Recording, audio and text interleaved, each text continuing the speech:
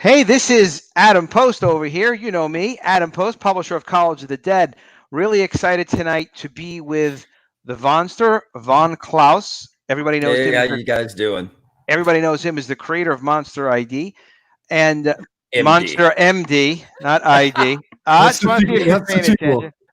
attention. It would be Monster ID if he was like getting his driver's license for the first Or time, I think. maybe if it was 1,000 years in the future, it would be Monster AD. Ooh, I like it. I was actually thinking, what if there was a guy who was like a werewolf detective in Monster MD and he could be Monster PI? I mean, people are allowed to make mistakes. You know, me especially. I'm allowed to make mistakes. So this is Yeah, of me. course. Yeah, but not really. I shouldn't be making any mistakes. So I'll be a lot sharper in the future.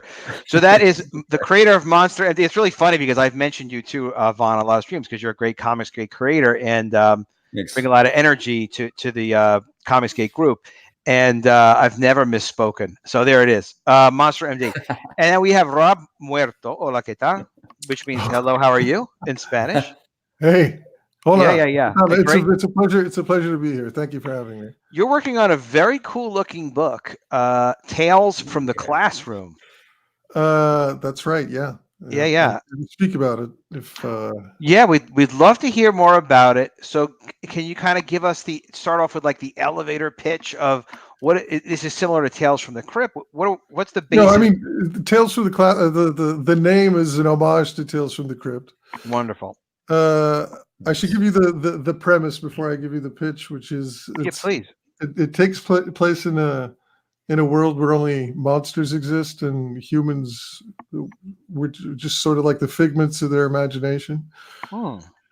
And in this world, this particular story follows Rob Muerto, and who's this zombie who's sort of like a Ferris Bueller type. He's the coolest kid in his all zombie high school that he goes to, named Romero High.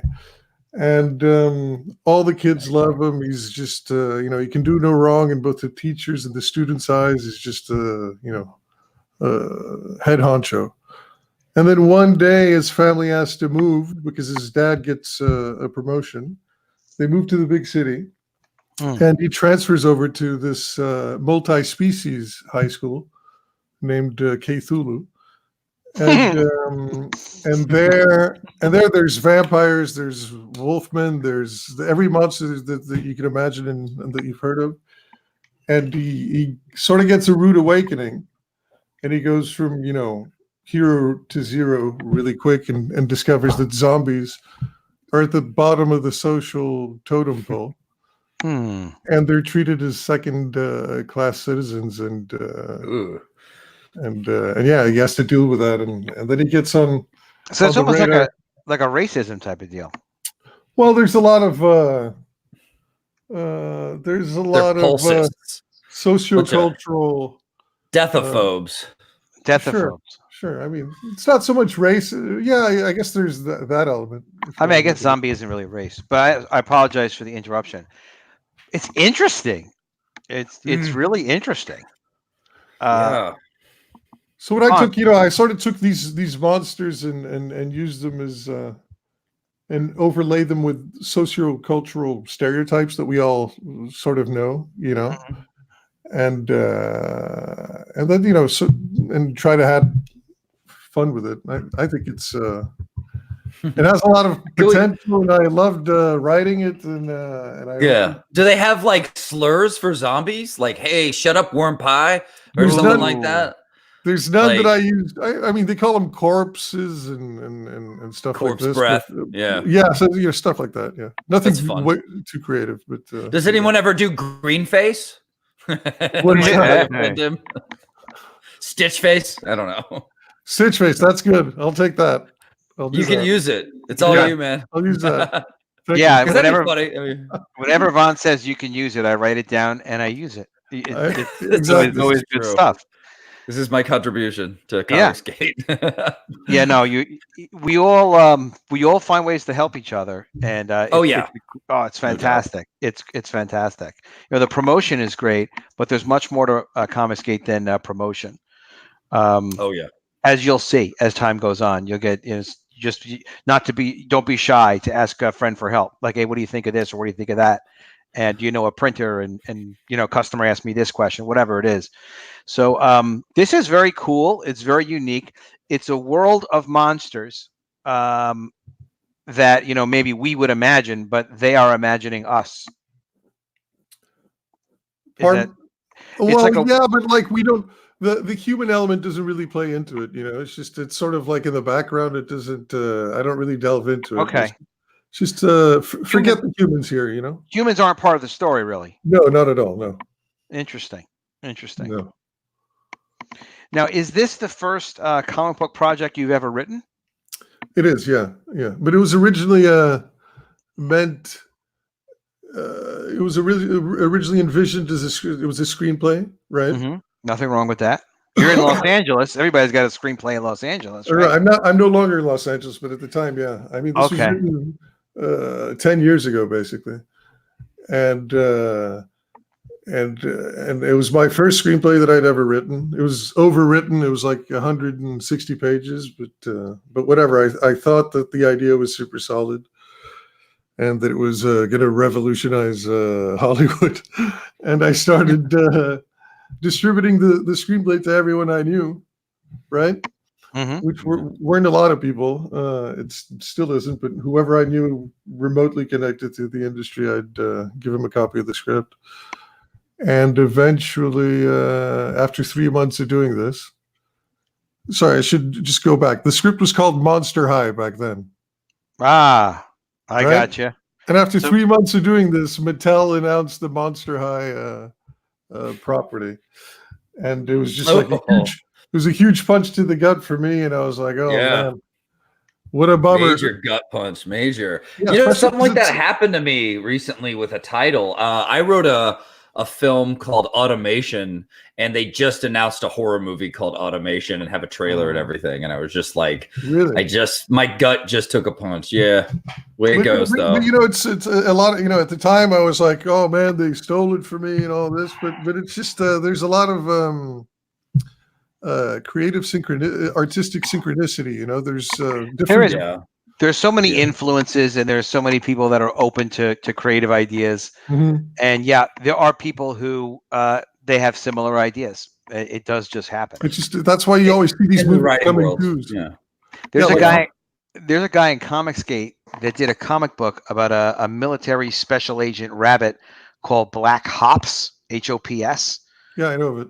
And I published something called G.I. Jackrabbits, and I had the cover recently recolored, so it looked like it was a modern project. And I had it around on Twitter, and then someone made a snide comment about it, like it was a copy of Black Hops. And I had pointed out to them, like, well, go ahead and look at this link. I actually published this in 1986 when I was 16. So I have a couple of decades on probably before the guy was born, unfortunately, because I'm 49 now. But boy, it's like, we have a lot of common ideas, and that's why, you have your passion idea, and that's the great thing about comics here. You come out and do it, and here you are doing it. It took a little while. I'm sure you got a lot of other really cool ideas past this one too, right? Yeah, I mean, there's all sorts of things, but right now I'm focused on this one, and exciting. Trying to turn it first into a comic book, and then the ultimate idea is to spin it into a TV show or something of the like, maybe a movie or. Call Nickelodeon. Listen, we all love comics, but I think we all have ambitions to see our properties, grow. Well, expand. I just look at it as distribution. If you have a cool idea for a guy who is a doctor who works with monsters and helps monsters, that's a movie. It's a cartoon. It's a toy. It's wherever the idea gets distributed, right? So why would it have to only be on paper? It doesn't have to just be on paper. If you have a love for comics, it shows in the comic, and that's great. And then hopefully if it goes other places, they respect your idea and they respect you as a creative person. But sometimes, depends who you're working with and what the deal is. It can change. The Ninja Turtles, before it became a cartoon series and a toy series, were very different. I don't know if Kevin Eastman and Laird were unhappy with how that turned out. They, at least for the money part, they were probably pretty happy. But, the Cowabunga and all. But even creatively, we're all, I'm sure, at least Vaughn and I, I'm sure we're sort of are we all from the same generation? I don't know, but I'm obsessed with the Turtles, the cartoon, everything. I used to consume it all, Yeah, I loved it. I loved it. Yeah, It was great. It was independent comics booming right as I was really in love with all the Marvel stuff, and then that boomed, and then that inspired me. The boom of it, not the Ninja Turtles. Wouldn't have been enough for me, but just seeing so many people making their own comics, which is what's going on at Comicsgate now. If people are seeing each other make their own comics, and they're like, "Hey, wait, maybe I can make comics too." It's a very welcoming place. So Rob, how did you, since we're on that subject, how did you come to go from a screenplay guy to someone who's like, you know what, I could just publish my own comic? Are you a big comics fan? I've always been a huge comic book fan. Yeah, I fell out of love with it when. Well, I should be specific. I fell out of love with. I was a huge Marvel head. It was only Marvel. And then Bendis took over Marvel and became all things Marvel. And I sort of like, there's some stuff that Bendis did that I actually sort of like his Daredevil run was I have a lot of admiration for, but I find that he's very gimmicky, and he started doing these crossovers and treating characters in a way that wasn't respectful to them. And I just, I said, no more Marvel for me. Speaking of gimmicky, by the way, Rob, Knight Templar, which is a very cool name, asks, you had a chicken named Barbecued. I was actually just discussing Barbecue with my development editor earlier today. In my comic book, that was gimmicky. Yes, there's a character called Barbecued who is he's not a chicken. Was he a chicken? You know what? I'm showing he's sort of a crow magpie guy, but he's barbecued. He's a poultry object of some kind. And yes, his name is Barbecued. And I'm really glad I don't know how you knew about him, but yes, Barbecued was one of our fine ones. But yeah, Rob, it's hard to watch the comics and see comics that we care about so much and characters that we care about so much be treated like people are just using them and they don't care about them. Yeah, I mean, yeah, it's what he did that I took exception to was, just put Spider-Man in the Avengers because he knew it was going to sell, but although it doesn't make much sense, and then the continuity, just trampled all over the continuity of these characters. And I was fine with it in the Ultimates where they sort of rebooted it, but and gave free reign to the writers, that's fine. But in the core universe, I took exception to that. But I have to thank him because I discovered the DC universe, and they since became my favorite of the big two publishers.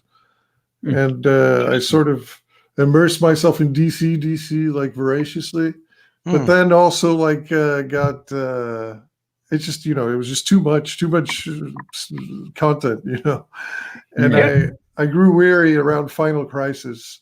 I thought it was one too many reboots, and what shocked me with it. One thing that shocked me with DC was when they did the New 52. Why didn't they just relaunch a new #1 every week? Like they could have exactly done that and kept interest in like, okay, next week's this new #1, next week's that new #1, and just kept people kind of following it for a year. And at least I don't know. I really have to ask Dan DiDio. And how do they do it? They just did a bunch of them at once, sort of. I mean, right? Vaughn, you know better than me, I guess. No, I don't know better. But yeah, I remember that. I remember the wall was stacked with #1s. Yeah, just do one a month. Just do one a week and make sure it's better than everything else on the shelf. Like put Van Sciver on it or what. Put your best guys on it. Make it good. Yeah. All right, well, let's get focused back. I didn't mean to. I was just curious about your background with interest in comics like that. So you must be really psyched to be producing this first book of your own of this passion project. Yes, very much. Your art is great. It's really great. So good. It's got everything it needs to be creepy when it needs to, but to be fun throughout, and then funny when it needs to be. I mean, it's that balance of animated meets just classic fun comic book making, a lot of energy, a lot of movement. I love it, man. I mean, it reminds me a little of Monster MD, and I'm not surprised you you snagged Marco and Tanya from Monster MD for your book, because that was the right choice. I did a few. No, these aren't my people, but they did some pinups for them. Oh, okay. And they're beautiful. God, they came out great. They're amazing. Yeah. They're amazing. And they blend perfect with all the other art and the kind of the aesthetic you've created here, which I think is really well done. It's perfect for what it is, you know. Little creep, little comedy. I love it. So basically what you're saying is comics kind of broke your heart a little bit, or at least the mainstream ones did. And Hollywood must not have been very kind either. And was that at the point where you said, all right, it's enough.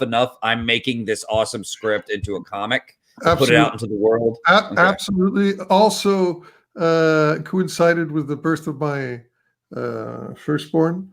And my wife was, listen, that comic book that you were making, you should he's gonna love reading it. You should really retake the mantle and finish it, and get it out there, and so that's part of what inspired me as well to. That's fantastic to have somebody who's so supportive of your work like that. Yeah. And you get a really long deadline because he can't read yet. You got plenty of time. Well, these are scheduled to ship March of 2020, so there's going to be no fooling around. So how many pages is this book going to be? So 41 pages of story, but then there's some additional, like pinups and character bios and all right. The book is done though. Penciled, ink, colored, lettered, done. That's awesome. That's right. I bought the double whammy because that way you get Marco's cover. I got to support my Marco. Is Marco's is his art in here too? On the list? Yeah, it's on one of the covers. It's a variant. Okay. It's awesome. It's got a bully like holding up the zombie to mess him up. I think it's on one of the tiers, so it might be a bit small. I don't know if you have the bully art down here later. Oh, the lunch lady's awesome because that's exactly how you think your lunch lady looks in your life. Guys, look at this. Whoever's meatloaf surprise today. We gotta get this guy's numbers up and get his book back 100%. That's the lunch lady. She's awesome. Isn't she? Charlie, are you sure Vaughn didn't consult on this? Vaughn, are you the producer? Are you executive producer? No, and it's funny because way before I even knew he was launching his book, he and I we interacted on Instagram, and I was like, this guy's very much my style, this is my type of thing. So I wanted to keep following him until it came out. And then I suddenly saw it was coming out and I was like, oh my God, I got to support this. And I got to let everybody in the community know too. Like, this is an awesome, very Monster MD styled book. I mean, I think he and I grew up with a lot of the same influences. Turtles really got me into drawing my own comics when I was like 8-9 years old. They got me into, just great character design and action, just everything about them. And then from there, I got into Wolverine and Frank Miller doing Batman and just all this kind of more gritty Punisher, fun stuff like that. And now, but I've always had a love for monsters. So I think you probably grew up with the same. Same taste I did. He-Man, Turtles, all of that, Oh, yeah, He-Man. What a decade, the 1980s. But we're bringing it back on Comicsgate. We've got some incredible projects. Look at this great cast here. Look at all the different colors and designs, attitudes, even the body language. Looking at that butt. What characters there. That green one is Sanchez, the Chupacabra. Oh, sweet. Oh, does he have packed little goats in his lunch? That's awesome. Yeah. Well, there's actually in the cafeteria scene, you can see in the background, and Charlene's handing him a goat off in the distance. Nice. This is terrific. Nice. I love that, man. What else was I gonna say about this? I'm wondering if our little zombie guy here, Rob, if he gets a girlfriend. There's a little sub. I don't want to spoil too much because he's getting into chapter 2 territory, but there's a little multi-species thrust. Wonderful. Oh, can we go back up really quick? I love this coach. Coach Frank. He's awesome. I love him because he Coach Frank. He's Frankenstein. Yeah. Well, but he's getting a redesign by the way. Is he? Okay. Yeah. So is he a zombie too? Is he considered zombie? He would be technically, but you know how it is. There's the Frankenstein's monsters are sort of their own deal. Yeah, they're living. They're alive. But yeah, exactly. And zombies are dead. They're reanimated corpses. They're electric. They got that. Okay, so he gets more respect than the zombie kid, because I'm saying like he's a coach. Way more. Yeah. Okay, I love his boots. That is so cool with that brace on it that you can like screw on and like, oh, it's so cool. Yeah. Oh wow, look, there's a lot of attention to detail, a lot of thought going into this. Yeah. That's so rad. Just imagine what happens once he actually does the push-up, though. And this color, this is the real money shot of this whole campaign. I love this color image. I mean, this is fantastic. Marco did this, right? Marco did this? Marco, yeah. Marco drew it. Yeah, but with colors by my book's colorist, nice. Matthias Laborde. I gotta get Marco to do something. Pretty, man. Yeah. He and we're gonna be working on more stuff in the future. I can't wait, man. Marco is you guys are magic together. For sure. Yeah, he put a syringe in there. Oh my god, there's a skull. I love it. He knows. It's like the details that we say to put in, he knows to put those in, but he also puts in his own that are so good every time. Yeah. He's got a great eye. And right here, isn't this a Marco below it with Tanya Wicker, my colorist? This is Sebastian Brodico, who's my penciler, with Tanya Wicker, your colorist. Okay. Oh, wow. Okay. So you're a penciler, Tanya colors. Look how that. Oh, I love the way the TV glow hits him and the light. You feel it. It's so good. Notice the glass vial that may or may not be a bong. Yeah. Nice. Gotta hide that in there. I like the little eyes in the ceiling too. That's cool. Little, right up here. Well, and it's watching the TV with him. Yeah, so these are their best buds. This is Rob, the main character, and Eddie, the Wolfman. So how much of the energy of this do you think, Rob, was at least partly inspired by Monster MD? I mean, because you're using some of the Monster MD pinups. I'm not saying there's anything wrong with that. I think it's a great thing to kind of, carry the fire from the torch a little bit and be inspired somewhat. Well, the book was already completed in terms of all the pencils were completed prior to, basically 7 years ago. But wow. But once I saw Monster MD, I can tell you, like, wow, who is this colorist, man? And this is first of all, I think the book is amazing, and I think it's for me, out of the independent books out there in the crowdfunding space, it's the most exciting one, and it stands apart. Here's the thing: there's no way to disappoint because you've already given us so much. All that we've seen is so good. There's a lot. Yeah, there's so much more to show, but I won't show it all. Right, but it would have to be only blank pages from now on in order to be a disappointment. It just looks amazing, man. It's such a fantastic concept and very, very high concept. Something that you can easily sell anywhere, like as a TV show or a film or what have you. Yeah, it's ready for anything. That's part of what I liked about it, for my first big book. But yeah, when I saw you on Instagram and your book, I was just like, these books, Monster MD and Tales from the Classroom, they're kind of kindred spirit books. They really have a lot of the same style and ideas, and they have a lot of the same energy and fun and a lot of cleverness. It's just been a blast working on these. And if you think about it, they're also two resurrected books because from what I understand with Vaughn, you had a prior iteration of this book that was. It was a vision, but it's not the one. I mean, it's nowhere near to this, right? I worked on a way more grimy indie version, and I really wasn't happy with it, But at the time, I was just having fun making indie books and learning. I wasn't back then. I had no plans to crowdfund. I had no, I put it online actually for free. It was just about making books and learning all I could and doing the best work I could.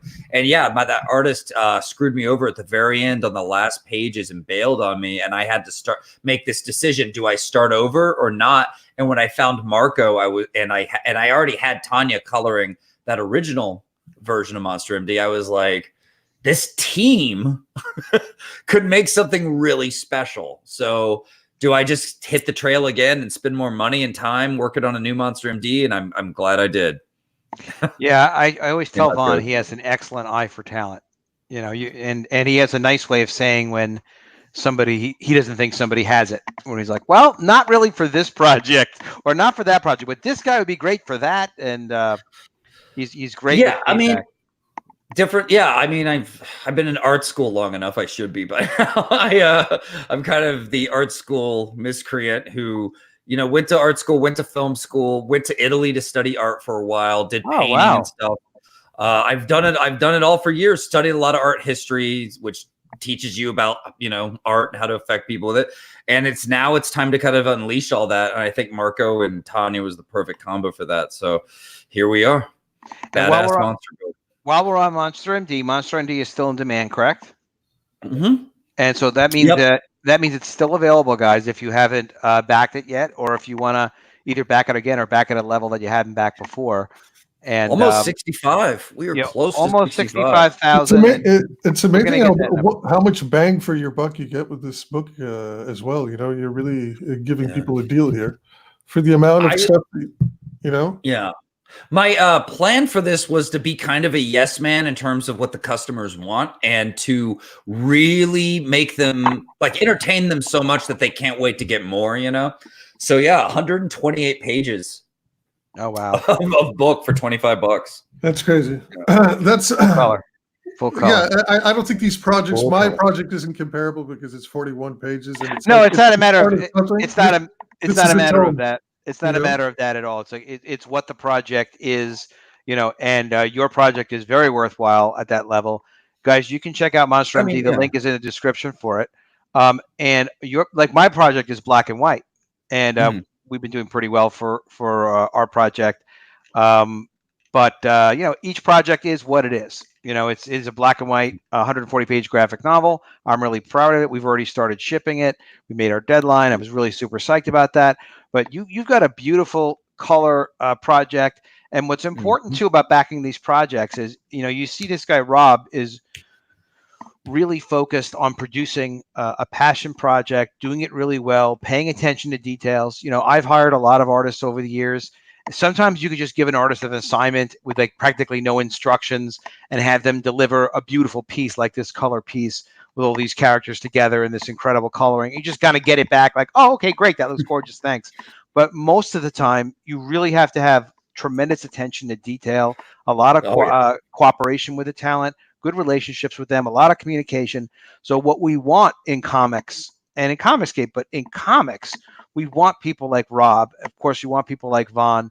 We want people who are going to really be focused on producing great comics that they're really, really specifically passionate about. So when you buy the book, you'll get a great book and you'll see they care about it. And that's what's going to make you care about it. We're not tricking anybody into buying books, and it's not a page weighing contest of this guy's got 100 pages, that guy's got 40 pages.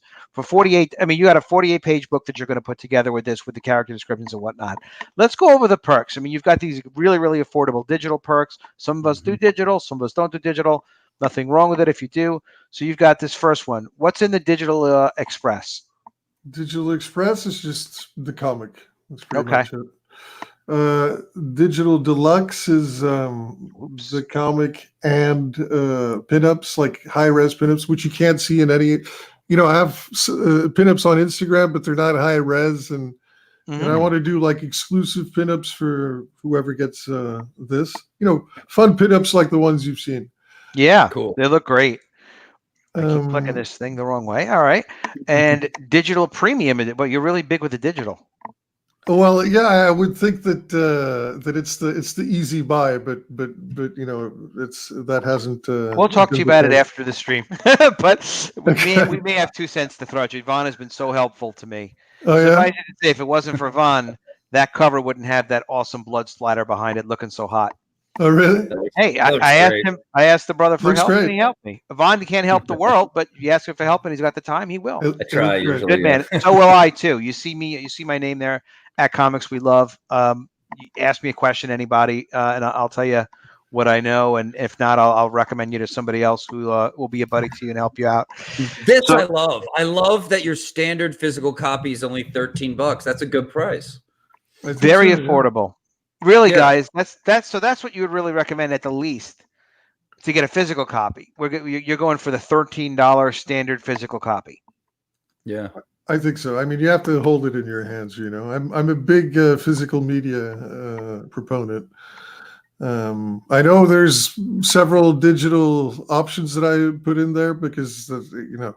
Yeah, no, some people want it, and look, I like it too. And international, it can really help out. Oh yeah, but there's nothing like a physical book, man. There is nothing like a physical book. Right. So it's going to be on 70-pound glossy paper, which is a good paper stock, and a foil stamp spot UV logo cover. Sweet. Fancy schmancy. That is fancy. It is. Also includes 4 randomly selected pinups. They're like trading cards, only bigger. So the pinups are not printed on the book. They're like little prints.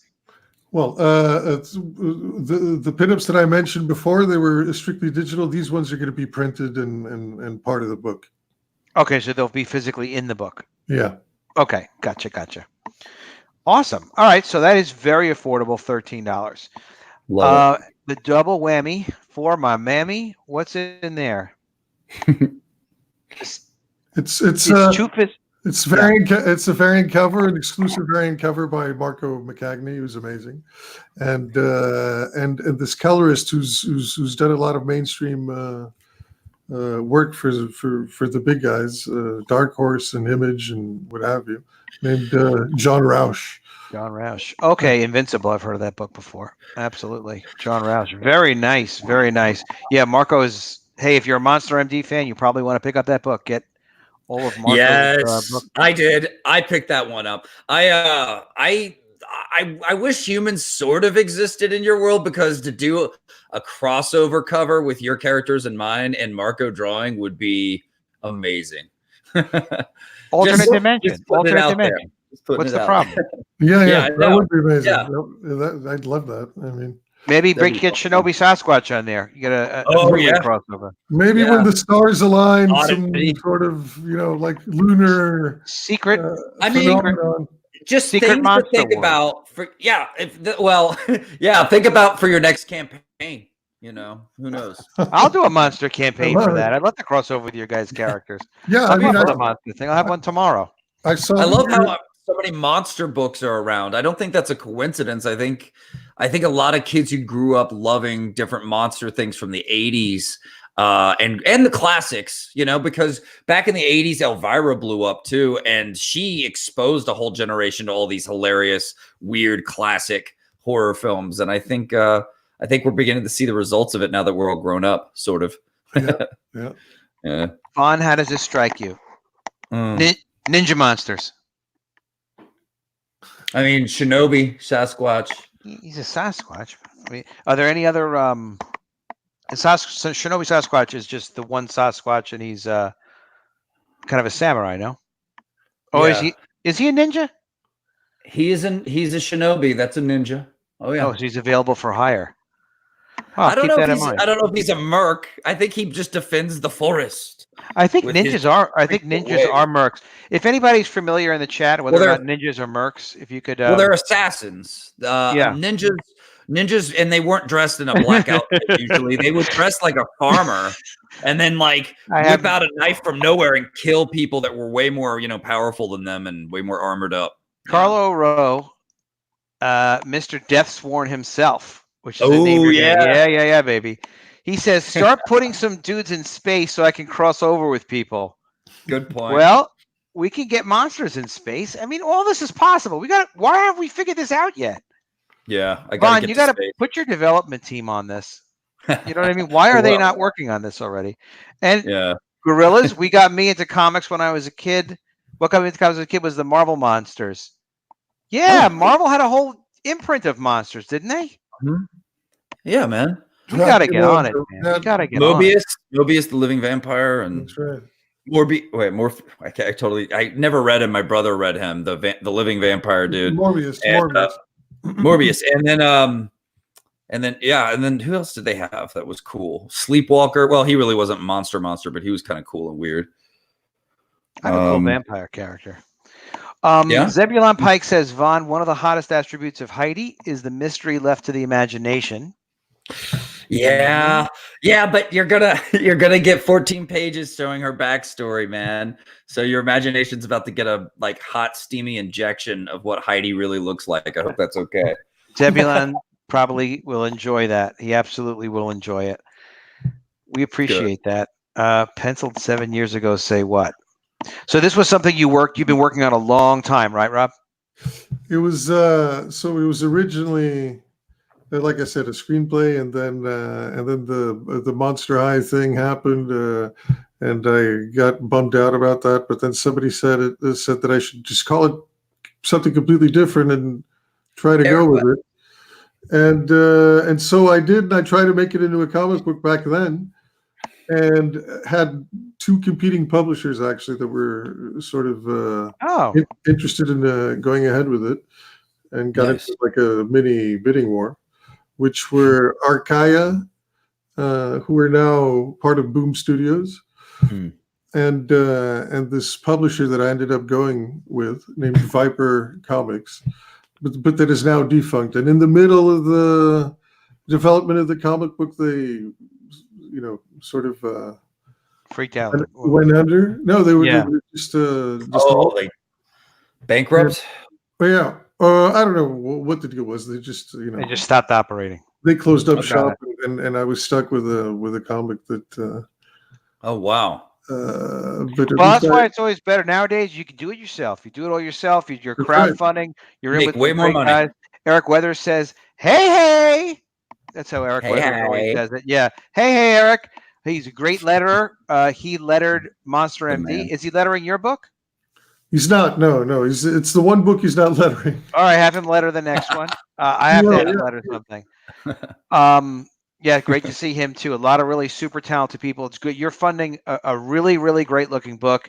Very affordable. Everybody should really think about backing this. And another way you can support campaigns is just sharing the campaign on social media, Twitter, Facebook, whatever it is. It really does help us a lot just to get the word out a little bit.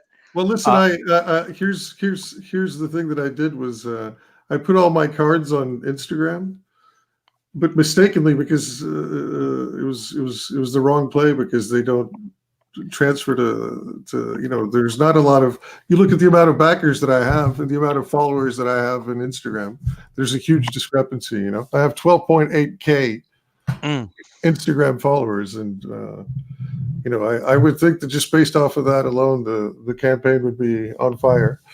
But because the nature of Instagram is, oh look, pretty picture, moving on. Oh look, pretty picture, moving on. They don't. Yeah. They just and that's why people like it. They don't have to see. They don't even read the comments as much. They just move on. Yeah. Could we go scroll back up and then down again? Are there completed pages on this campaign? Because I think you might need to put the completed pages more towards the top. Okay, there they are. Okay, you might need them more towards the top.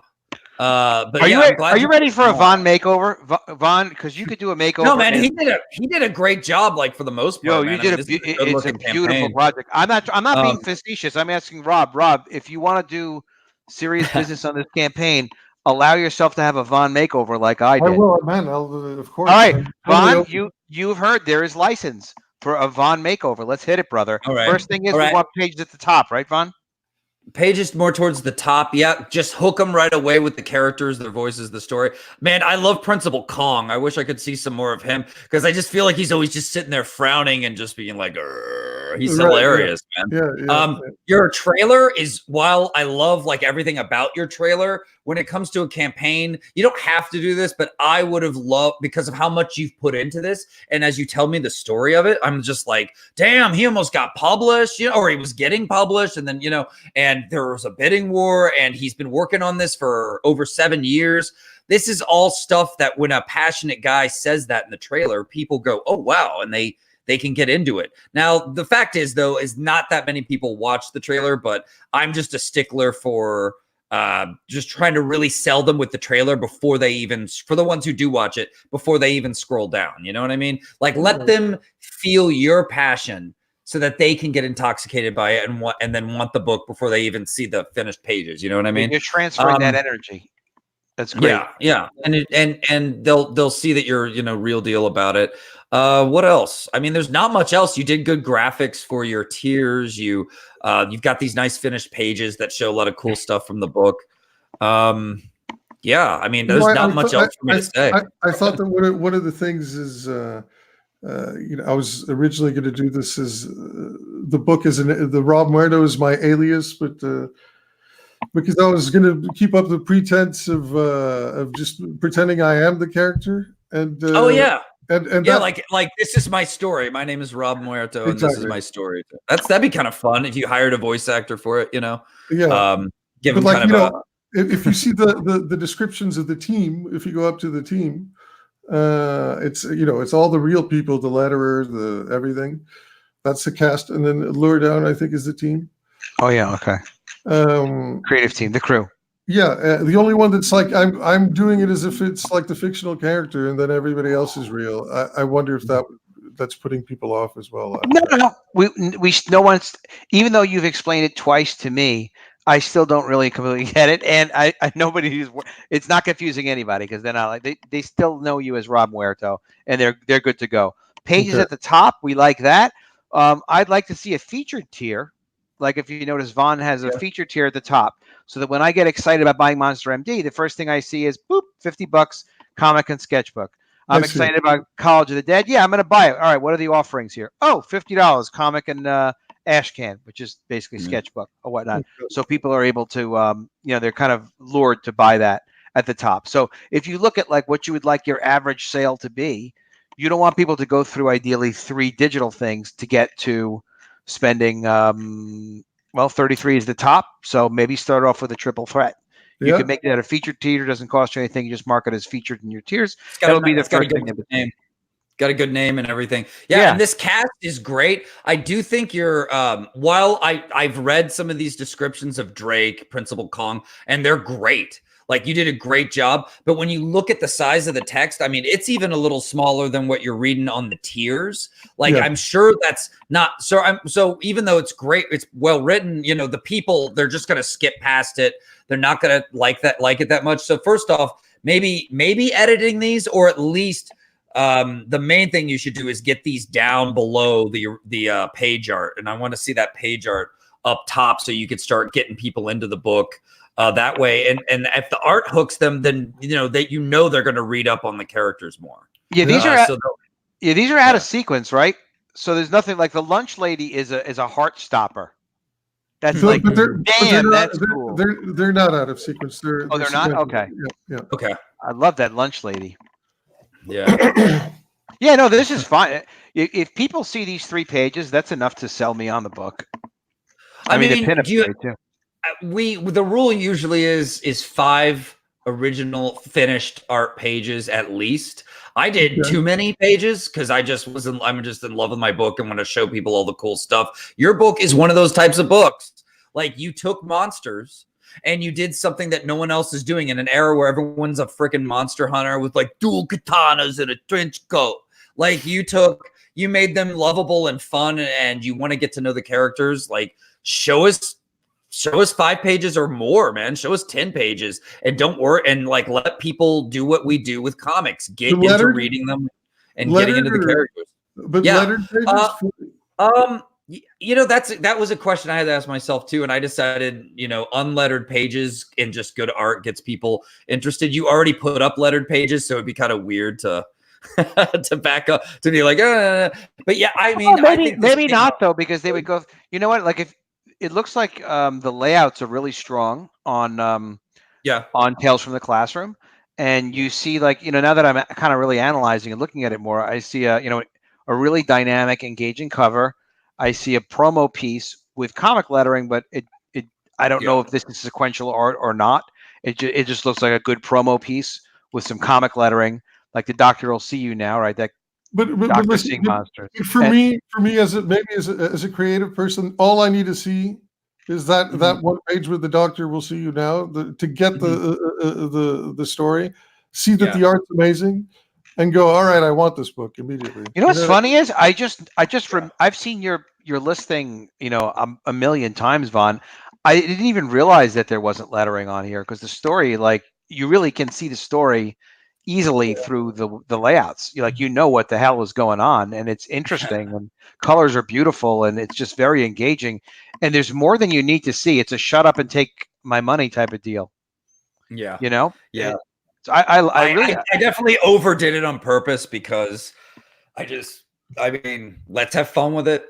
This book was all about doing everything as big and exciting as possible. So, I think that's very interesting to do color pages. Maybe even look at 10 color pages in sequence without lettering, if you have it without lettering, and just see how it looks. And by the way, you have good contact with Vaughn. Just say, hey, Vaughn, what do you think of this?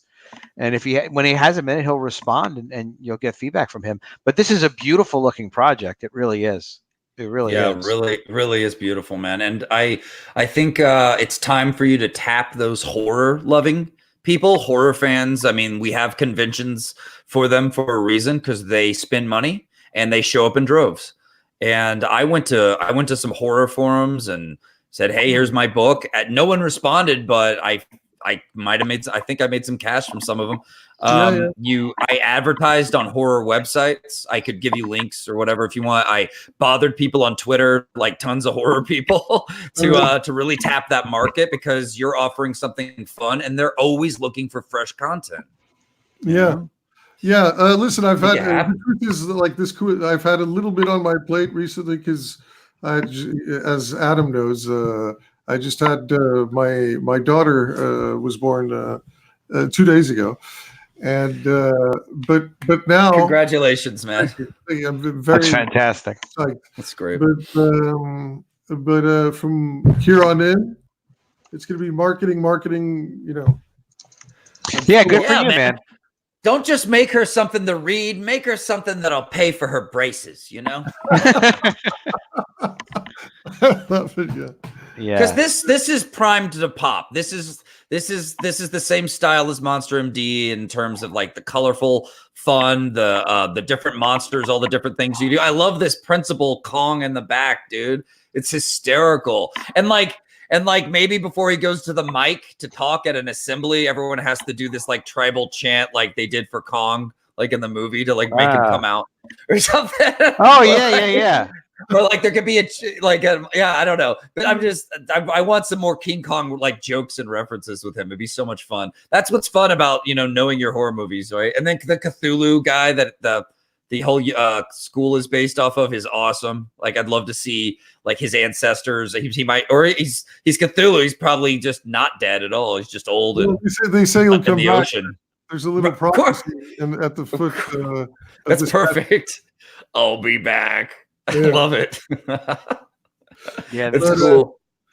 But yeah, I mean, there's plenty of potential for the universe to be a sort of like an extended universe sort of deal, Yeah. Is there any things that happen on the campus that are very monsterish and referencey to horror films or anything? It's more become like Frankenstein resurrection, or no, but I'll spoil a character that I have for chapter 2, which is the chemistry professor's Professor Hyde. Yeah. Cool. Yeah. That's going to be creepy and weird. Yeah. And nice, man. With the cane and all that. And and he looks, and this guy, Tad Lambert, helped me come up with the look for him. And he looks, I'll send it to you personally. So you can get a sneak peek. But I'm very excited about everybody getting a chance to see him. Yeah, read the swamp.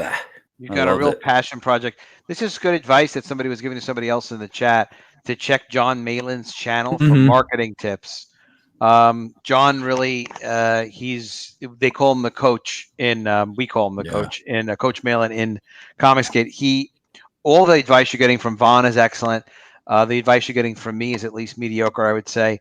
But John Malin, well, I know a couple of things about a couple of things, but it's easy for me to say, listen to Vaughn, listen to Clint from Sweetcast, but definitely check out John Malin's channel if you haven't. John really goes out of his way to give people the best, really direct, unvarnished advice about projects.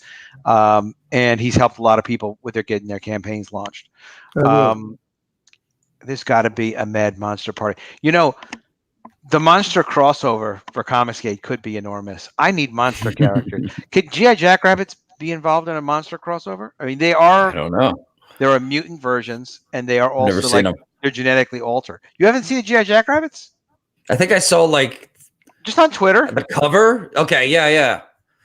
Just the cover. I don't know. The cover counts. Well, you need to know more than the cover. I mean, you're very exacting. I guess. I want to know what they look like when they fight. I want. I mean, we will send you the development. Okay, because are they a monster or are they just giant bunny with a gun? Are Ninja Turtles monsters? They're mutants. I don't want to call them monsters. They're mutants. They're teenage mutants. They're Teenage Mutant Ninja Turtles. That's true. They're not really monsters. Like they're not like. Yeah. Well, Interesting. Yeah. All right. That'll be a whole separate project. We'll have to work on that. Have to discuss next. Yeah, we'll figure it out. All right. Well, guys, you really want to go ahead and check out this book. Support it. Look, I know there's a lot of CG people in here, a lot of Comicsgate people. You can, at the very least, we can help this guy out and share the campaign. But definitely, we can look into backing this. This is a really worthwhile, cool project. Incredibly affordable. I don't know. You may not get rich on this just yet, selling this comic at $13 plus shipping for a physical comic or digital. I'd like to see people back in this triple threat. That is a good name. It's a nice, strong graphic. You get 3 covers, right? We've got 3 variants, and we've got the interior. You've got a thank you note from Rob Muerto. You've got part 2 character sketch. What is a part 2 character sketch? Well, it's it's for example, the character that I just mentioned to Vaughn, Professor Hyde. Okay. There's plenty of sketches for the next characters that I'll be advanced character sketch. Okay, and is that original art that you're giving somebody? No. Original. No, it's not original art. It's like a print of You see, look at this. 13 out of 50. People who are interested in your project are like, boom, they want to spend money, and this could have been, no offense or anything, this could have been $50 easily. They just want to support you, brother. On the feature, you're not. Feature. This is my first. This is my first campaign. I have the lowest grossing campaign of my class of 10 people. But wait till you see my next campaign. It's going to be very big because you learn a lot. You get going. You figure out what to do. But it's great to see this. This campaign is definitely going to be successful. It's definitely going to get funded, but we got to support it as much as we can, give you a lot of resources to work with. You're already 71% of the way there, but we'd love to see this thing 100% funded. So let's get the word out, everybody. Yeah. Do you have any other questions for Vaughn or me while you have us about the process or anything like that? Well, I'm actually interested in knowing what printers you guys are going with. It's a good question. The printer is something. The answer to that is, well, for one thing, whether or not you're going to be signing these books. Are these going to be signed by you? If you haven't promised to sign them, you might not want to. No. Okay. So if you are not signing them, then you have an option where you could print with a printer and then drop ship directly to your customers if you have a good relationship with the printer and you know it's going to be in good shape. Although it depends because you're going to be including prints and physical things like that. I'll tell you why I'm not going to be signing because I'm in Portugal. Oh, you're in Portugal. Yeah, I am. That's exciting. And I'm from there. I'm Portuguese, but are you in Portugal right now? I am, yeah. Oh, very cool. Yeah. And you speak Portuguese as well? I speak. That's my first. That's my first language. Yeah. Now, just talking about printers real quick while we're at it, because we're all interested in publishing here. Print Ninja is somebody that a lot of companies use, but Print Ninja does print in China, and it takes a few months to get your books printed. Okay. As far as printing in Portugal, Vaughn, no, go ahead. I won't be doing that. That's the reason why I won't be signing any of these books either, because I'll need to get them printed in the States and then fulfilled and shipped. Okay. Well, we know a couple of different printers. It depends on what your print run is going to be. I'll send some links your way. I haven't fully decided on one yet. Right now, I've been focused on finishing the book and getting all of the sweet goodies that everyone's going to be getting with it. The buttons are almost here, and the patches are on the way and should be here tomorrow night. So I've just been on all that. It's been fun. Yeah, they look great. So we'll pass around a couple resources to you. In terms of picking a printer, it'll depend a lot on, in your case, your color. So it could be black and white or color. It could depend on if you need this foil stamping. Not all printers really do that foil stamping, where they're putting extra foil on top of the book and the UV spot and that fancy schmancy stuff.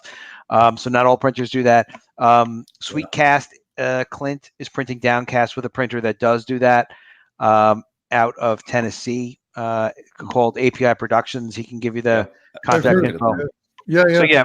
I was looking at Print Ninja. Somebody commented on your the comment section, and the China thing doesn't get me too jazzed up, Yeah, and it does take a while, and you'll have to see. You're going to you'll see how many copies you need to print when you get your final dollars together, your order together, and then you can kind of look at a couple different options and see. Moonspell is from Portugal. I don't know who Moonspell is, but I wish you did. They're like a hardcore band, like Moons. Okay, I remember that. Oh, very cool. Thank you, Brian. Thanks for sharing that. All right. Well, Rob, thank you very much for being with us. Von, Mr. Vonster, thank you very much for being with us. Thank you. Book is called. Absolutely. The book is called Tales from the Classroom. The link is in the description. Absolutely go. You listen to me. You go back that book. All right. And don't go into cheap digital stuff. He didn't know what he was doing with that. Go for the $33 one. It's from a nice guy from Portugal. He just had a baby. We need guys like this in Comicsgate producing passion projects that are part of the Voniverse, almost, that are next to adjacent to Monster MD. The Monverse. We need, not exactly in the Von. You know what I'm saying? It's near there. Yeah. But back this guy's book. This is a great book. Yeah, beautiful looking book, but you would not get the Von seal of approval so easily. With me, I probably would promote it anyway, but Von is not going to promote it if it's not good. I got to beg Von to retweet me. I mean, come on, Von, do what you can. No, Von's a huge supporter of mine too, and I appreciate it. But really, take a look at that. Also, take a look at Monster MD. Look at it again, even if you have backed it, because Von has been updating this freaking thing. He won't stop. There's new pages on here. Yeah. It just keeps going and going. And if you guys, even if you've already supported it, do you retweeting it or just letting your friends know, tweeting it out really helps, man. And tweeting it out to the horror people that or people that like this type of stuff in comics, let them know. Yeah, and even tell them really to just check it out. Yeah, tell them to just check it out. Support Von's that way. Back it or take a look at what you bought, because he's got more and more pages he's putting up. Tweet it out. Let people know about it. Your horror buddies. Let them know about my book as well, College of the Dead. It's 140 pages. It really did come out beautifully, and we've got some very good reviews on it. It reads very well. People keep telling me it reads like a movie, and they're asking like, "Oh, was there a screenplay written first?" Like, no, it's no screenplay. The writer is just. I'm not the writer. Yeah, I love that your book feels like a Romero film, man. Like, that's not easy. People think it's easy to pull off because they just are zombies and the people are all pieces of crap, and they all hate each other. No, man, like this pulls it off in a way that's just awesome. Like I love that Romero feel you got. It's great. This is like when I was referring before to, like, sometimes you just kind of hire someone and tell them what you want and they do exactly what you ask. And the writer Stefan did like 90% of that, which was, you can't expect more than 50, even when you're working with great talent. Stefan did a phenomenal job of that. What did you tell him? What was your main direction on this? We had a number of conversations and we had like back and forth, and he knew that what I was really looking for, and he actually didn't do it the way I wanted it initially, which is that I only wanted the one uniqueness that they are regular people in a dramatic situation that kind of rise to the occasion in a zombie apocalypse world, where the only odd thing is that there's zombies and we don't know why, but they're just here and we're not going to talk about why they're here. It's not going to be a magical Yeah. world. They're just going to be here, and we're going to be dealing with like being in a war zone. Romero. Stefan came up with this really cool idea, and I read it, and I was like, "This is excellent." At the end of this first book, but it made it a magical world, and I was like, "I like your idea. It's better than what I did, but I don't want it to be a magical world." And I had to keep to that like editorial direction on it. Right. And he said, "Hey, can I use it in another project?" And I was like, "Yeah, absolutely, it's yours." But yeah, man, I love to collaborate. I'm working with Professor Geek on.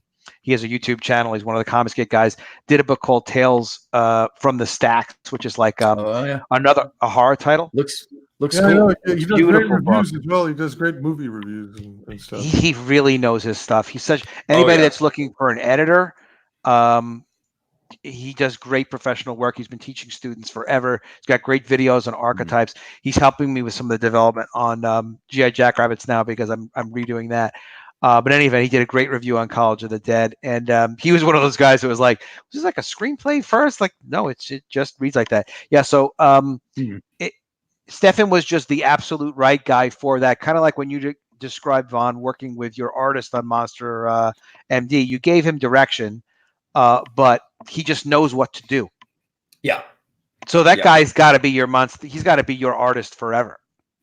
I would work with Marco forever. I mean, he gets everything that I want to do like immediately. So because I pitched to him my next concept, my new idea for my next book, and Marco was like, "Oh yeah, I just did a story like that recently. I totally know what you're talking about." I was like, "Whoa," because I pitched it like, dude, I don't really think this is going to be your bag at all, but I'm just going to say it anyway. And showed him the character designs, and he went, "No, I love this. Like, let's do it." That's the other thing is it's invaluable. Like when you want to publish, you start publishing, and you get into it. Hopefully, you at least break even.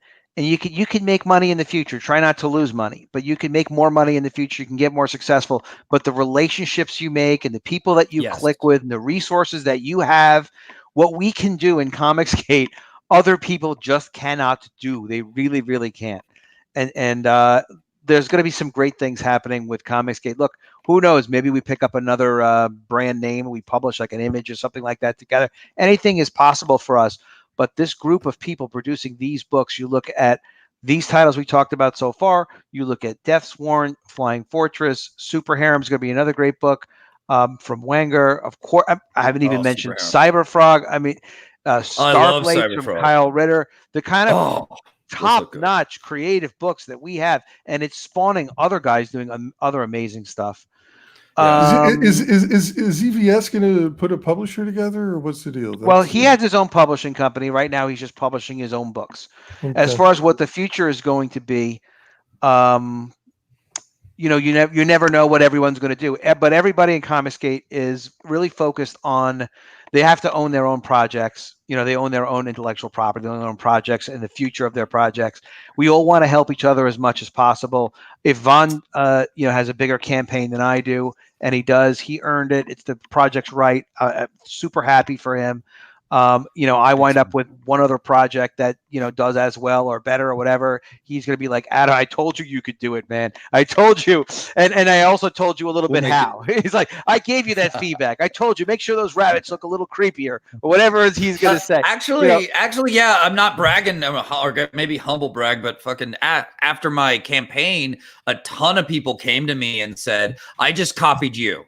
And I was like, exactly. Dude, you did the right thing. That was the smart move. You should copy me. You should. I'm not offended at all. I'm happy to help. I'll help you copy me more if you want to talk about it. But yeah, I'm not saying I have all the answers at all either. I'm glad I did so well, man. I'm really stoked. I think a lot of things came together the right way to make that happen. I did a lot of things right to build campaign too. And that is really important. But I'm still learning, and I think my next campaign is actually going to be edited down a little bit, and not just so full of all the bells and whistles, and just try to keep it more simple. But other than that, there's a lot of good things to draw from Monster MD for my next book, and I'm going to do it. But yeah, man, we've got such a great community of people here. and more people finding each other, collaborating together. If you find someone great to collaborate with, hold on to them, man. Like, because it's rare enough to find a good artist to do your stuff, but when they're good and you collaborate well together, I mean, that's the sweet spot. That's magic. So yeah, and you do what you can do for other people. If you can back their book at a high level because you just got a financial inheritance, give them a ton of money. But it's not about that. People can use encouragement. People can sincere encouragement. Acknowledgement, retweets. If you know that they're looking for a printer, you just heard Rob Muerto is asking around about printers. Well, if you happen to know a couple of printers, you send it to him. Say, hey, I just want to let you know I kind of talked to these guys. They sounded pretty cool. Now, he might not even need that printer. Maybe you're giving him a jerky printer that you don't even know. He knows it's a bad printer. Whatever. Doesn't matter. Just that people know that you're thinking of them. It helps us get through the day, and it helps us stay enthusiastic. Retweet, follow people on Twitter, support, make a friendly, supportive comment every time you can. All these little things really adds up to what we have as a group and as a community where we're all looking forward to seeing each other succeed and see each other do well. And we don't know where this is going to wind up, only that it's going to wind up in a really, really terrific place because we're producing great books. We all really have low overhead. We don't have big fancy offices we're paying for. We're not trying to get rich. We're just trying to make great books without making massive mistakes. And, a couple of minor mistakes, then we come around the next time, do even better. And we all try to help each other with opportunities. The jealousy that you see from people, you see some negativity, that's not us. It's people that are competing with us. The people that we're the positive guys. We're out there trying to help each other. Are they even really competing? I mean, maybe they are. I mean, no, hey, they're selling people books and we're selling people books. They're like the not distinguished competition. Like in DC, they used to call them the distinguished competition. Marvel, these are the like disingenuous competition or whatnot. So it's not to be negative. Like the people that aren't being positive, you stay the hell away from those guys. You don't need that. Oh yeah, man. I'd rather talk to cool artists and share ideas and art and have fun and laugh than deal with these kind of weird. I don't even know what you'd call them. Like they were us and they use our terminology, but they're like zombies. They're like ZCG. They're ZCG, and they're just like, what's going on? You're trying to white knight there, you big shill? And you're just going, what are you talking about, man? Mute. Like, get out of here, man. Doesn't matter. We keep doing better. We keep getting stronger, and doors are opening wide up for everybody everybody in PCG, positive CG. The doors just keep opening. And what's so cool is like in the back of all these books, you see all these cool thank yous, and it's like all these awesome people. I have a ton of people to thank at the back of Monster MD. I've got I've seen. I think my name might be making it into a few because I'm trying to help people make the best stuff possible. It's an awesome little renaissance we got brewing here, man. It is. Just keep it up. The biggest guy in Comicsgate is the guy that's got the biggest YouTube channel in Comicsgate, and that's Ethan Van Sciver. Ethan's worked very hard. He's built up 134,000 subscribers on his YouTube channel, and he uses that to promote his projects to his fans, but also he occasionally invites on other guests. I've been on the show. Vaughn was just on the show the other night. It's great on the show. Deathsworn Carl was on the show. A bunch of us have been on. But what people have to remember is Ethan is not Comicsgate. Ethan is a passionate creator who also wants to help other creators who are also Comicsgate on his show. And sometimes he extends it to other people. But when he's on the show and he's talking about comics and he's trying to offer them to his customers expect, because Ethan is so interested in Comicsgate, he expected those people are aligned with positive Comicsgate, which is just that we want to produce good comics. So fans will support, his customers will support people who Ethan endorses that way. So they expect that. They expect that they're cool people. And Ethan doesn't have unlimited time on his show. He has to cultivate. If you ever watch Ethan's show, it's Comic Artist Pro Secrets. I really recommend you guys subscribe and check out his channel. It's a very entertaining show. And he can make boring people entertaining. He can. It just takes like extra energy. Yeah. He can make me interesting if I'm not interesting that day, whatever. But he's got great personalities. But he has to program that show. So he's got to put people on that show and figure out, like, all right, I'm going to have artists on. I'm going to have this one writer on. I'm going to have, this other guy, like, who is a different type of personality. So he can't. It's difficult to program, make a show really interesting.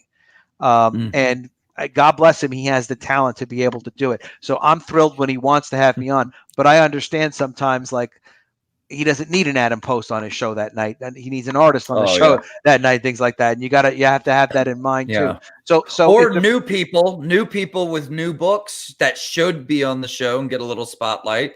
I don't know if you plan on doing that, Rob, but I highly recommend it. If he invites me on the show, I'll come running, obviously. And that's how it works. If you want to be on the show now, that's a great topic to talk about. Other people have heard that. Other people would like to be on the show. Yeah, I don't know. But that brings us to one of Coach Malin's tips. I think that's one of mine as well in this little article I wrote, which is ask to be on people's YouTubes. Just keep asking. Oh, really? Yeah. But not like every day. So let's just talk about every second. Don't overdo it. Geoff 58-2001 very politely is asking Adam Post, hello, sir. Yeah, you have to call me sir.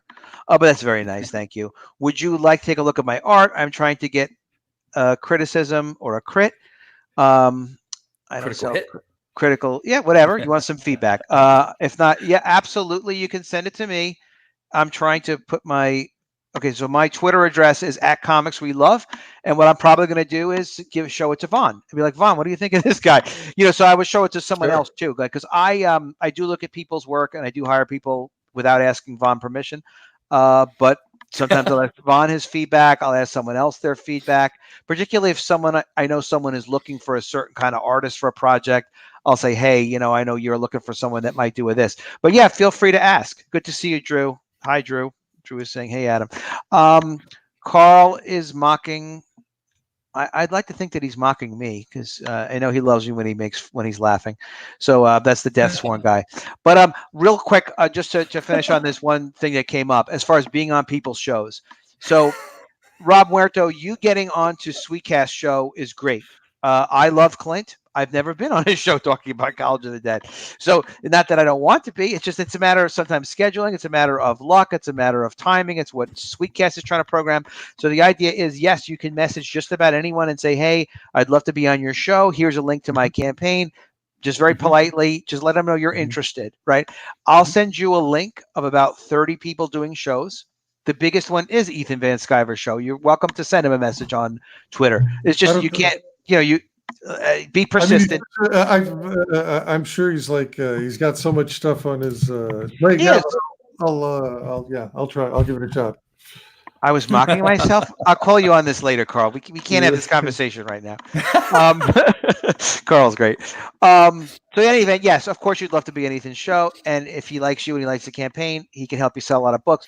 But there's a limit to the number of people he has on. He goes through different phases when he is doing the shows. So it's really got to be something where it takes a lot of his time, his energy to bring people on. So there's him, but there's like 30 people, and the thing is, eventually, when he sees that people are very involved in Comicsgate, if he thinks they have a worthwhile project and they seem like a good person, then he is interested in bringing them on, and he'll select you, and you'll know that you'll be selected if he doesn't respond to you otherwise. But you got Sweetcast already, but there's a host of guys.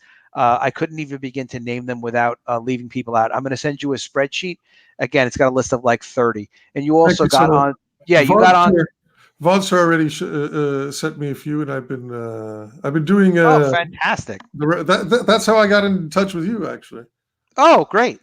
Oh, yeah. Vaughn had said the other night after we were talking, he's like, "Hey, you should check this guy out," and that's all it took from me.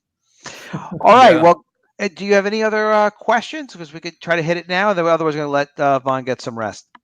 No, we're good. I've already taken too much of your time now. No, it's not a matter of taking time. It's a pleasure being with you, my friend. Pleasure being with you.